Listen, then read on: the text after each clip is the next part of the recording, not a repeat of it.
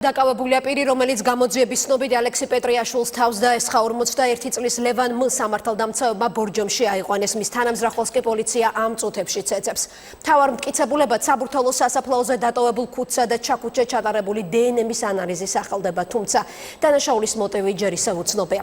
სწორედ შინაგან საქმეთა სამინისტროში ჩატარებული ბრიფინგის გამო დაზრალებულის პარტიის ლიდერებმა რამდენიმე წუთის წინ სპეციალური განცხადება გაავრცელეს, რომელიც ჩვენმა კორესპონდენტმა სალომე ქოქიაშვილმა მოისმინა. ის ახლა პირდაპირ ეთერში ჩაგორთვება. სალომე, როგორი არის თავისუფალი დემოკრატების ლიდერთა პოზიცია?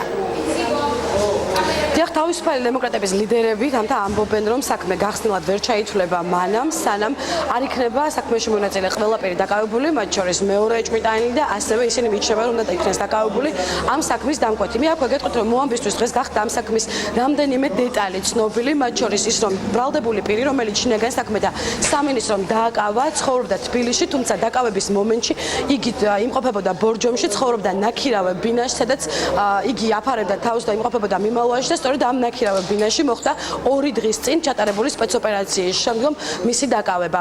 რაც შეეხება უკვე განცხადებებს, რომლებიც კეთდება, როგორც გითხარით, თავისუფალი დემოკრატები მიიჩნევა, რომ საქმე გახსნილად ჩაითვლება უკვე ყველა მხარის, ყველა მონაწილის დაკავების შემდეგ. ისინი ამავდროულად ასევე ითხოვენ საქმის გადაკვალიფიცირებასაც და ამ საქმისთვის მკვლელობის მცდელობის კვალიფიკაციის მინიჭებას. ასეთივე პოზიცია აქვს ალექსი პეტრიაშვილის მეუღლეს ეკა მიშველაძესაც, რომელსაც ჩვენ ასევე ცოტა ხნის წინ ვესაუბრეთ.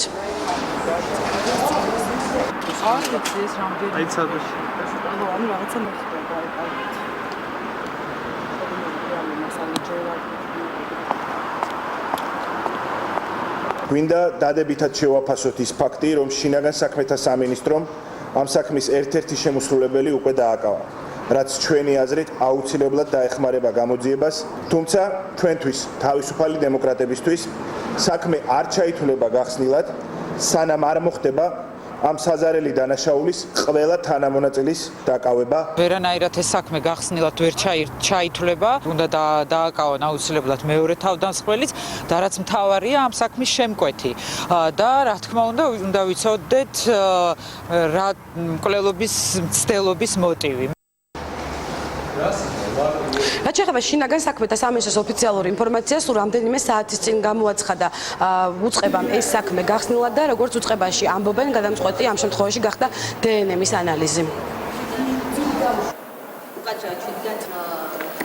შემთხვევის ადგილიდან ამოღებული ქუდის შიდა ზედაპირიდან აღებული, ასევე დანაშაულის ჩადენის იარაღის ჩაქუჩის ტარზე არსებული გენეტიკური პროფილების დნმ-ის ანალიზის შედეგად დადგინდა, რომ ისინი ლევან მ-ს გენეტიკური პროფილების იდენტურია. ლევან მ-ს თანამზრახველის დასაკავებლად ოპერატიული საგამოძიებო მოქმედებები მიმდინარეობს.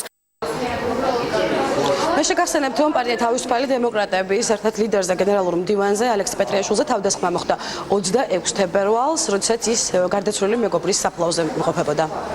მადლობთ, ეს იყო სალომე ქოქიაშვილი და ჩართვა თავისუფალი დემოკრატების ოფისიდან.